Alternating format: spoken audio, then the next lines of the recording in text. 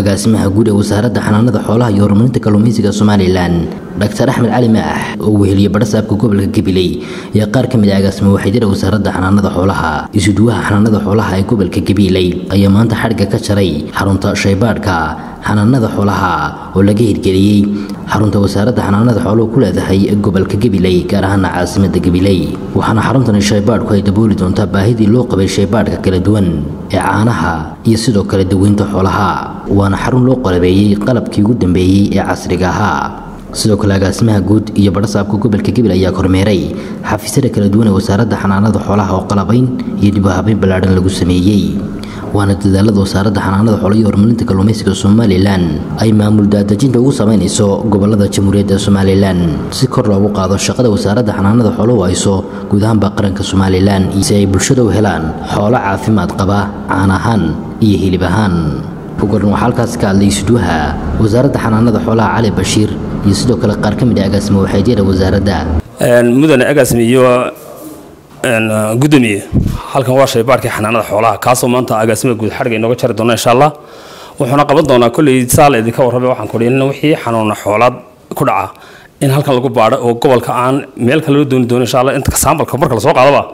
halkan inta lagu baaro neefkii si degdeg loo daweyn karo taasina waxay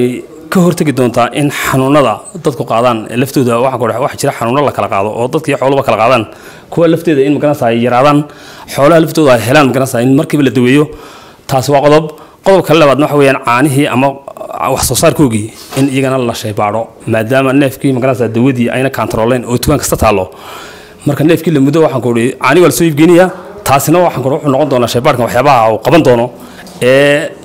iyaguna waxaan ku dhigay la midka marka muhiimad weyn buu leeyahay gobolka iyo gaar ahaan iyo guud ahaan Jamhuuriyadda Somaliland saadaradeed aad iyo aad baarto ugu mahadsantiisa aad nooga soo qabasheen waa qodobka labaad kale ee dhakhaatiirtu waa diyaar waxaan ka codsanaynaa agaasimaha guud dhakhaatiirta intaan gunada lahayn in uu guna nooga soo sooban doono insha Allah hadii la dhaaf wuxuu u qaybsan yahay shaybaadhkani 3 qaybood oo ah qaybta bacteriology-ga xanuunada bacteriyada lagu baarayo qaybta parasitology-ga oo xanuunada parasite-ka lagu baarayo iyo qaybta virology-ga oo ah qaybta ugu muhiimsan oo iyadana qaybta viruska iyo xanuunada ay virusyadu keenaan lagu baarayo marka waxa la oran karaa waa uu dhameystiran yahay saddexdiisii leefalba qalabkiisii uu lagu baari lahaa oo kor iyo hoosba dhameystiran waa koleyna waddankeena xanuuno jiraan laakiin xanuunada jira badan ee looga soo gudbo wadamada jaarka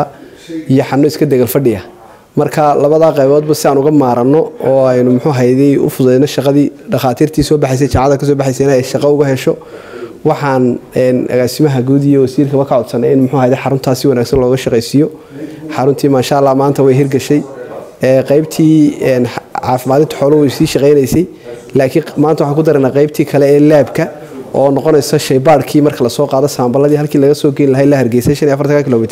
in halkan lagu baaro oo dhakhaatiirta aqoonta lahaydna muxuu hayday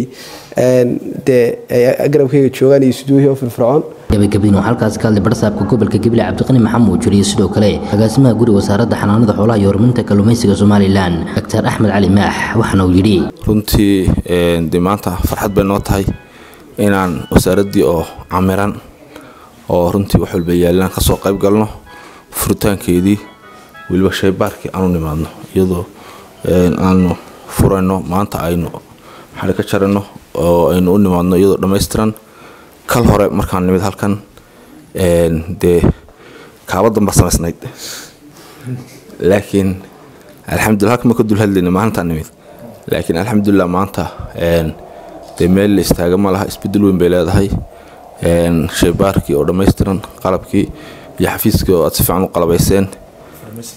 farmasigii isuduwihii aad gaadhsiiseen wixii oo dhan waad fuliseen runtii aad baan idinka mahadcelinaa runtii annagu waanu keennay waanu soo camirnay qalabkii waa dhan yahay shaqaalihii waa u dhan yahay marka waxa weeye maanta xarig ka jarid iyo inaanu iclaamino in maanta laga bilaabo uu shaqaynayo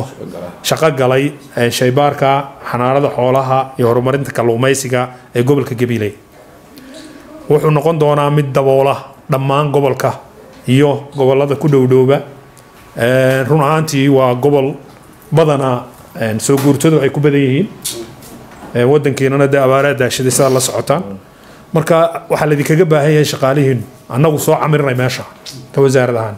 isuduwaha gaar ahaan waxaan leeyahay qalabkani wuxuu u baahan yahay ilaalin wuxuu u baahan yahay in de lala socdo badankooda waa electronic in marka laga rawaxa iyo marka la soo gelayo lala socdo dabkooda in lagu kontaroolo shaqaalaha in mar walba feejignaan gaara la siiyo waayo lacag aad u tiro badan ayaa ku baxday qalabkan meesha yaala maanta waana marqaatina waad ka tihiin inaanay waxba ka maqnayn oo cudur walbo maanta inoo yimaado aanu ku baari karayn marka waxaa laydinkaga baahan yahay dadaal aada u dheer u badan inaad la bilaabtaan dadaalkiinnii haddii markii hore kaabad quraay ahayd maanta dee waa camiranta meeshu hadday camirantana dee shaqaa imanaysa shaqaa hadday timaadana istabagal baa imanaya marka waxaasoo dhan inaad u diyaar garowdaan run ahaantii dee idinkay hawlaydiin taalla